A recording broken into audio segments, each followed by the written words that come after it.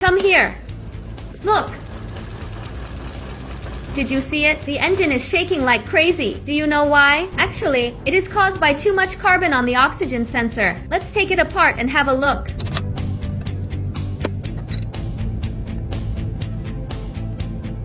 Oh my god! Look! There is so much carbon on it. That's why the engine is shaking. Next, let's clean it up.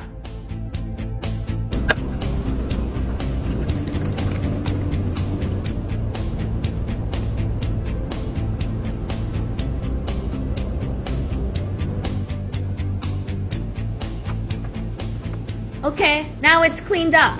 This is what it originally looked like. Let's install it back.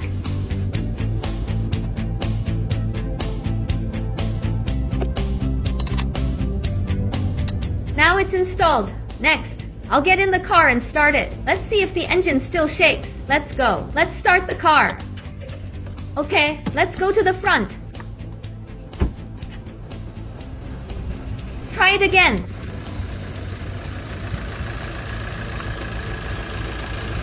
Look, very stable. No more shaking. The problem has been completely solved. How is it? Did you learn it? Follow me. There are 1,000 more car knowledge on the homepage.